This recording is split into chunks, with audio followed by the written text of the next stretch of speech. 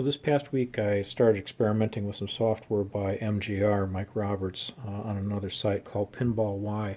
It's a front-end software, and everything that Mike's made has been fantastic, from the pin skateboards to Pin Affinity to Pinball. His software is excellent. It just works really well. So this is what Pinball Y looks like when you start it up. Loads very nicely and pretty quickly too.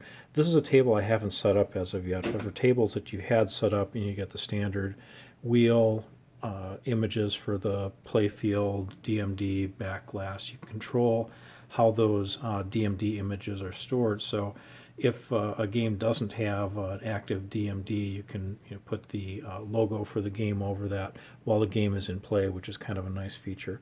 So let's go ahead and set up this new Star Trek 25th Anniversary Data East table. So to do that, we select the table and we should go to Game Setup. And in Game Setup, we can edit the game details. One nice thing Mike's got in here is you get a drop-down box. And of course, there's a gazillion Star Trek tables, but this is the Data East one. So when you choose that, it auto-populates everything for you. And then you can choose what you want to show. You want to show the back glass or the DMD. Again, this would be for like if you had an EM game and the B2S doesn't have a DMD in it, you can choose to show the one that you put in there. So we set OK for that. And let's see, where's the game at? Here it is. So this is it. There's no data on it as of yet. So what we can do is go into Game Setup again, and in here we can find some game media online. So we do that, and he's got a search that gets populated. It'll bring up what it thinks are the best links for the HyperPen media packs. So we will go to another site and download that.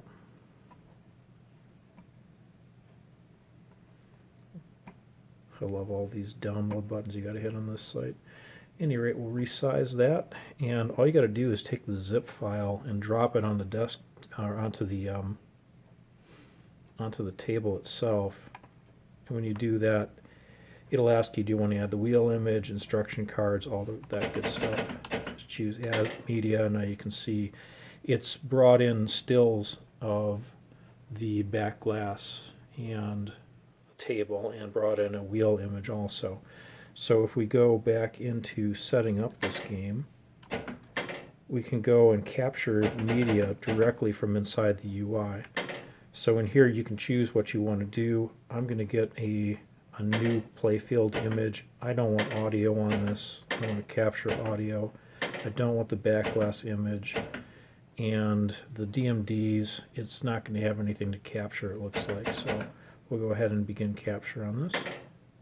And I have it set to manual, which is kind of nice. You don't have to fart around with, well, how long is it going to take for the table to load.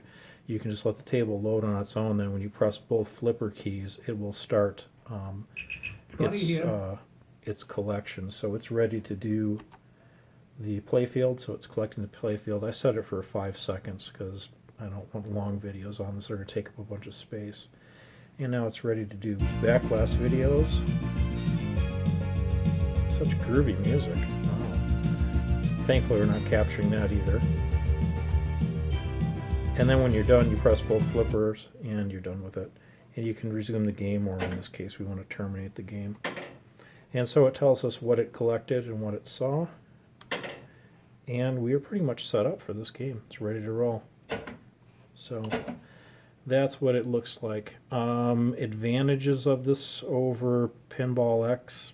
If you're just starting out, I think this would be a good way to go because you don't have to do the, set display 1, 2, and 3 to this, that, or the other thing. In Mike's, we basically take your image, your displays will all show up on the main display. Take the back glass, drop it on your back glass. Take your DMD, drop it on your DMD. Tell it to go full size, or you can size them yourselves. And that's pretty much it.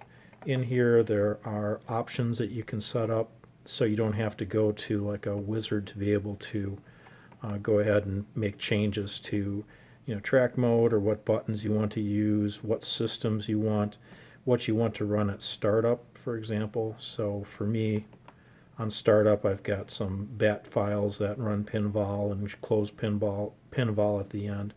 You set up whatever systems you want.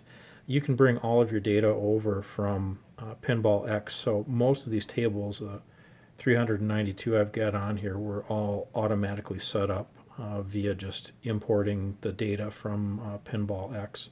And all these files are still reside in the Pinball X media folders. You could have them in Pinball Y if you like, but Pinball Y is smart enough to go find it in other locations.